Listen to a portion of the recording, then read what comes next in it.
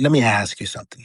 Have you ever wanted something so badly and it somehow became the biggest obstacle standing between you and it? Think about that. You say you want to get healthy. You know what you need to do, but you don't. You say you want to save money, but somehow the money disappears. You say you want to build something, a business, podcast, YouTube channel, career, better relationship, better versions of yourself. And then you procrastinate, you overthink, get distracted, convince yourself you're not ready, and tell yourself you're going to start Monday. Monday comes, now it's next Monday. And suddenly 6 months have disappeared. Have you ever done that? Because I have. And I think a lot of us have. And here's where I want to change the conversation. And with that, I bring you Thoughts of the Challenge. And I am your host, your boy Needle. And we are back on another session, breaking down life's challenges and everything that come around it. And I am here to help you understand even what I need to understand. We call it self-sabotage. We say, I'm lazy. I'm inconsistent. I have no discipline. I'm just not motivated. But what if that's not the whole story? What if some of the things we call self-sabotage are actually patterns our brains have learned? Not excuses, not permissions to stay stuck, understanding. Because there's a difference between understanding why you do something and using that understanding as an excuse to keep doing it. I'm not interested in giving you an excuse.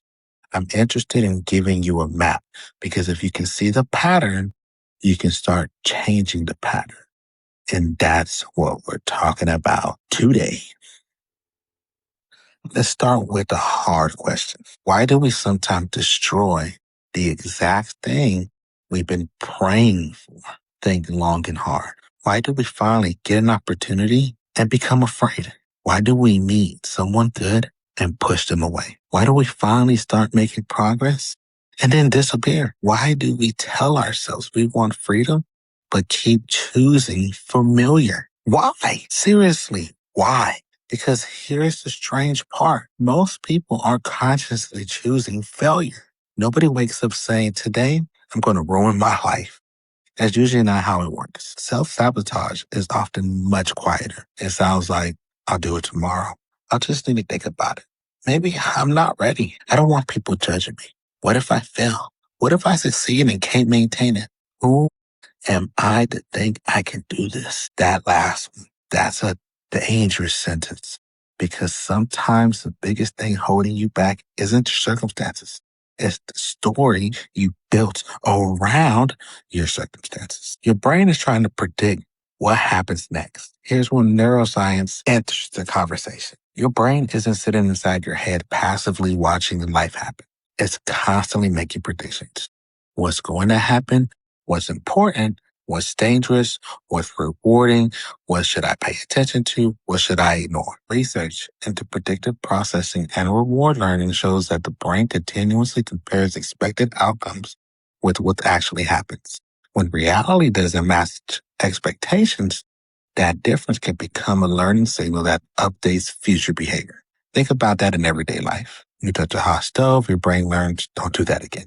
You get rejected, your brain learns that hurts. You try something and get embarrassed, your brain learns maybe don't put yourself in that position again. You take risks and it goes badly. Your brain remembers. Now, here's the problem. Your brain doesn't always know the difference between that situation was dangerous and that situation felt uncomfortable. Those are not the same thing. But your brain learns from experience. So if you spent your years avoiding discomfort, your brain can become very good at avoidance. Now, let's make this real. Imagine someone, put it in your head.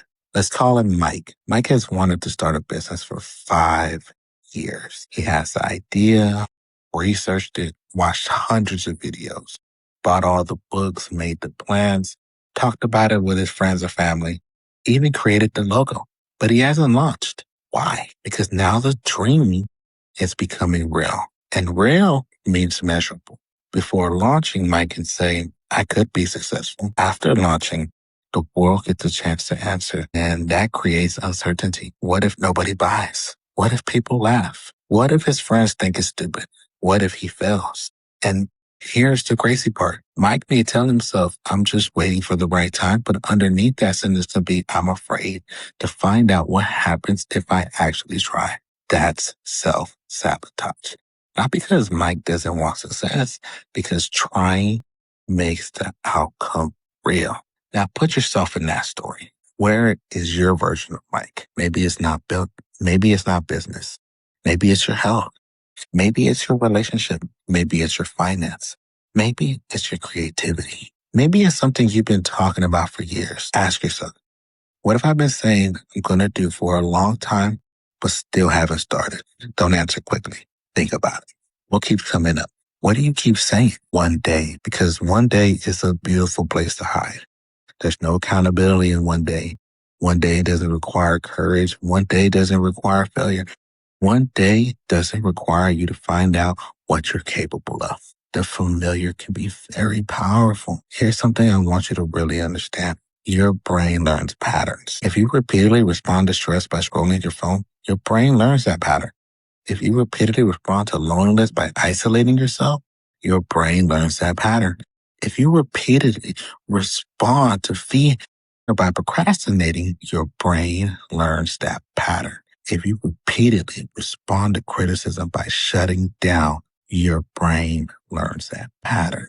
This is part of learning. The brain becomes more efficient at behaviors that are repeatedly practiced. That's where neuroplasticity becomes incredibly important. The same brain that learned the old patterns can learn different ones. But here's the catch. You can't just think about changing. You have to practice changing. Knowledge is not the same as changing. This is where a lot of us get stuck. We consume information, podcasts, books, YouTube, motivational videos, another podcast, another book, another plan.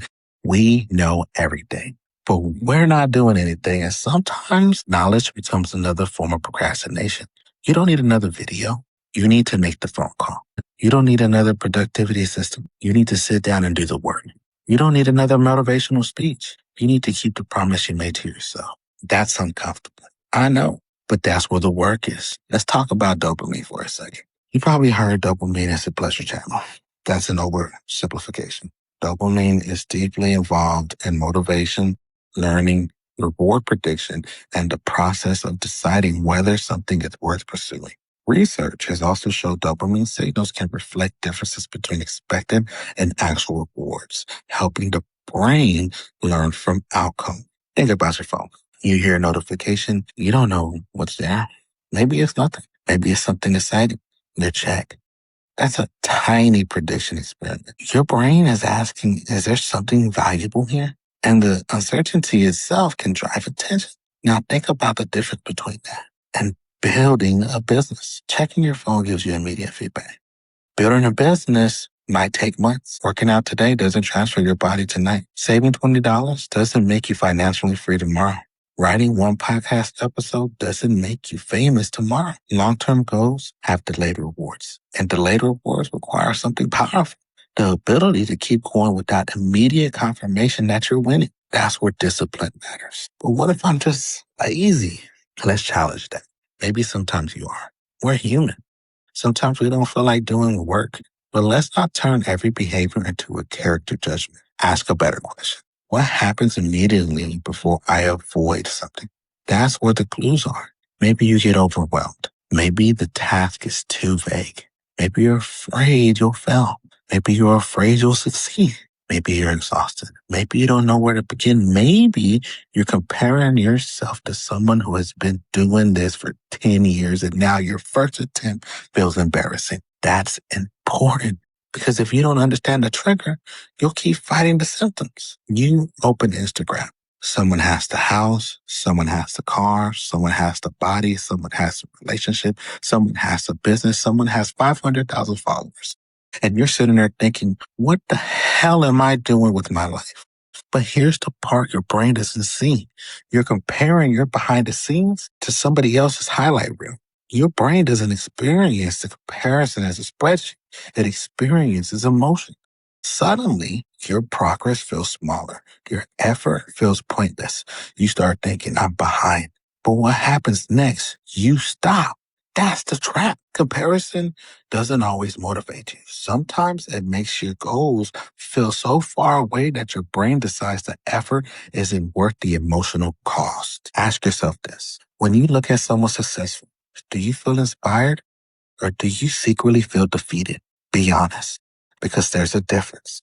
And if their success makes you feel like you're failing, maybe you don't need more motivation. Maybe you need less comparison. Let's talk about perfectionism because perfectionism sounds impressive. I'm just a perfectionist. And sometimes perfectionism is simply fear wearing a nice outfit. If I never publish, nobody can criticize my work. If I never start, I never have to fail. If I keep researching, I can keep telling myself I'm preparing. And preparation feels productive, but preparation without execution can become avoidance. Think about someone who wants to start a YouTube channel. They spend 3 months choosing the camera, 2 months choosing the microphones. They redesign the logo, they redesign it again, they research thumbnails, then study algorithms. 6 months later, zero videos. At some point, you have to ask, am I preparing to succeed or am I preparing to avoid being seen trying? That's a powerful question. Now, connect this with our previous episode. Remember the inner critic, that voice saying, you're not good enough. People are going to laugh. You tried before. Why would this time be different? That voice can become a feedback loop. You think something negative. You feel discouraged. You avoid the action. Because you avoid the action, nothing changes. Then your brain says, see, I knew you couldn't do it. And now the belief gets stronger. That's the trap. Thoughts, emotion, behavior, outcome. Then the outcome becomes evidence for the original thought. It's a loop and loops can be interrupted. I'm going to give you 3 steps to help break that loop. And when we get into this, I really want you to pay attention on what we're doing here because these moments matter just as much as any part of the video, any part of what we talk about, because if you really look at what we're breaking down and how we're breaking it through, these steps will help you get you to that point where you stop sabotaging yourself. Step 1, catch the moment before the sabotage. Don't wait until you've already quit. Catch the moment before. You reach for your phone, pause. You start making excuses, pause. You feel the urge to quit, pause and ask, what am I feeling right now? Not what's wrong with me. Ask, what am I feeling? Fear, boredom, embarrassment, overwhelm, insecurity, fatigue, anger? Naming the experience creates information, and information gives you something to work with. What emotion usually appears right before I sabotage myself? What am I trying not to feel? What am I trying to escape? What would happen if I stayed with the discomfort for 5 more minutes? That's the experiment. 5 minutes, not forever. Step 2, shrink the action. Here's where I want to get practical. Stop trying to transform your entire life on Tuesday. You don't need to become completely a different person overnight. You need to create a different pattern. If you want to write 1 paragraph. You want to exercise, walk for 10 minutes. You want to build a business, contact 1 potential customer.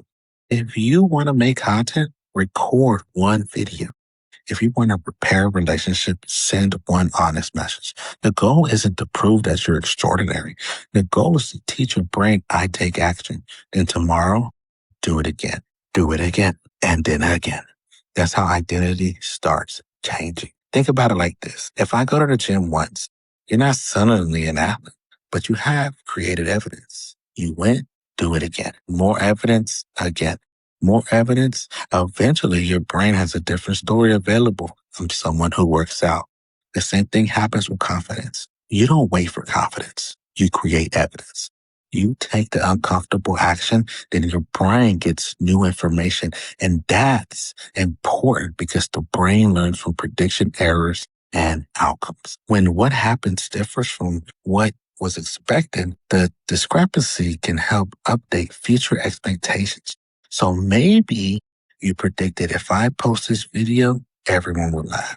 You post it, nothing catastrophic happens.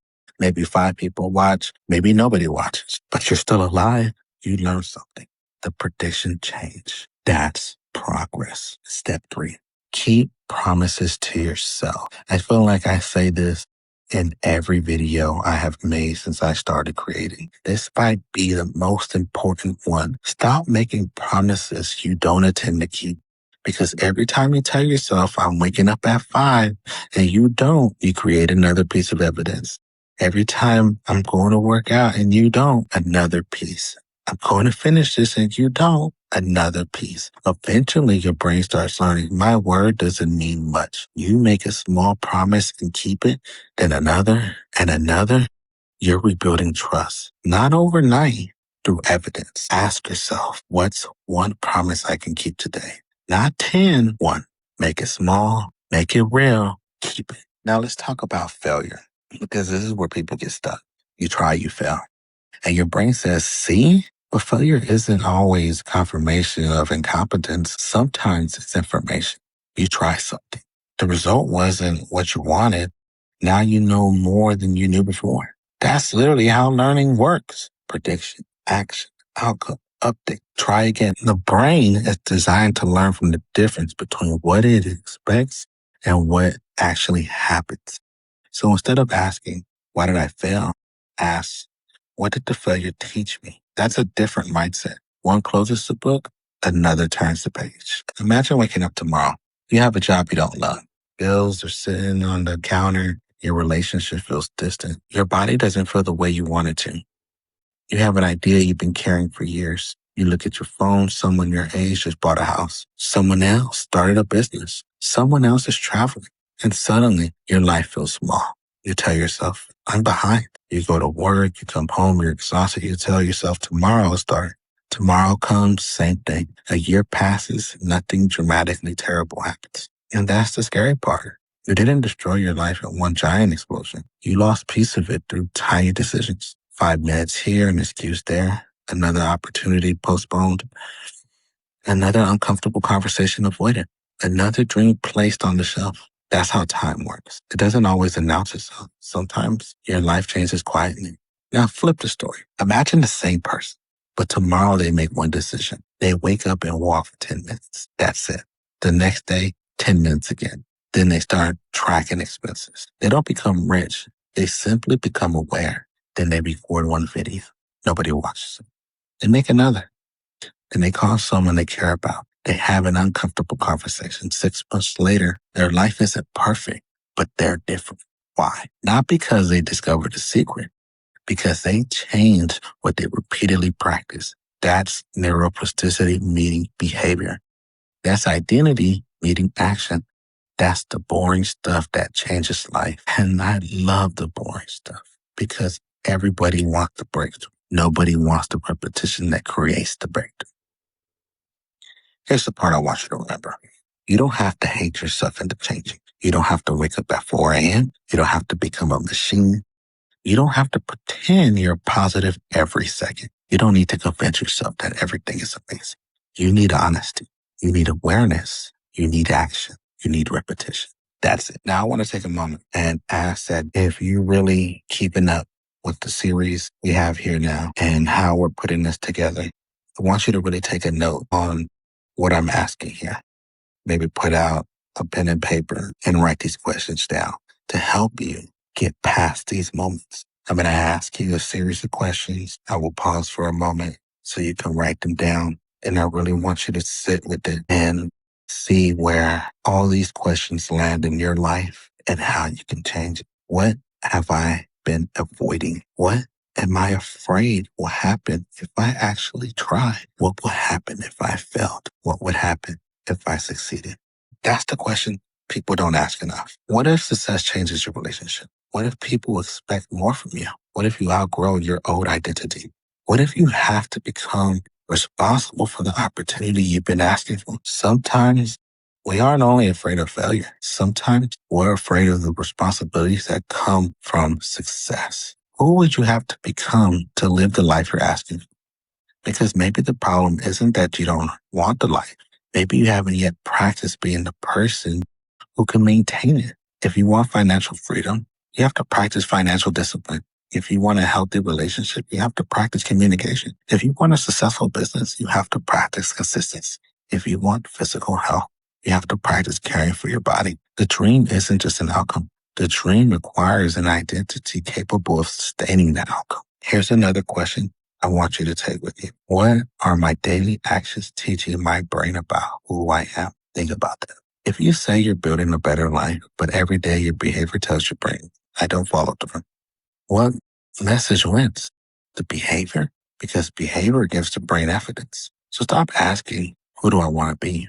And start asking, what does that person do today? Not next year, today. Maybe you've been calling yourself lazy. Maybe you've been calling yourself broken. Maybe you've been wondering why you just can't get it together. But maybe you don't need more shame. Maybe you need a better understanding of the systems that you're working with.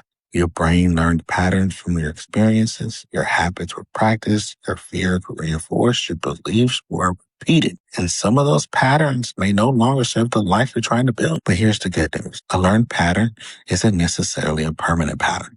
The brain is capable of learning. It adjusts, it predicts, updates, changes with experiences. That's why the smallest decisions can matter. Not because one decision magically transforms your life, but because one decision can become the beginning of another pattern and another and another. So tonight, don't try to fix your entire life. Don't make 17 promises. Don't create a perfect 5-year plan. Pick one thing. One, the conversation you've been avoiding, the workout you've been delaying, the application you haven't submitted, the video you haven't posted, the money you haven't saved, the idea you haven't started, the apology you need to make, the boundaries you need to set, the dream you've been keeping in the back of your mind because you're afraid to find out what happens when you actually try. Pick one and take one step, because maybe the goal isn't to become a completely different person tomorrow. Maybe the goal is simply to stop reinforcing the version of yourself you're trying to outgrow. And here's what I want you to remember. You don't need to feel ready to begin. You don't need confidence. You don't need certainty. You don't need everybody to believe in you.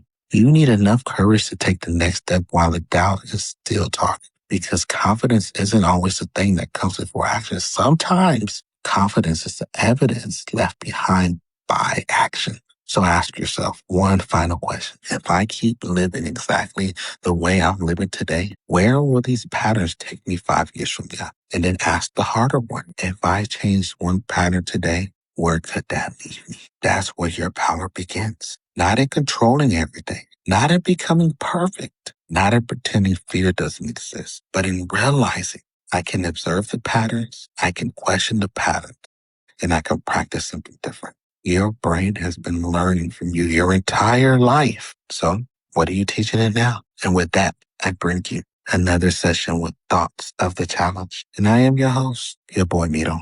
Much love from this side of the screen to the next. I appreciate all the comments, all the likes, all the subscribes. I see everyone's input. I see everyone's story. Please keep sharing your story. It's going to change somebody else's life today, because what you've gone through is powerful. What you've done is powerful, and what you've already overcame, you can do again. You can make something happen. This is your time. This is your life. You have control of what happens next. So thank you all, and I'll see you on the next go round.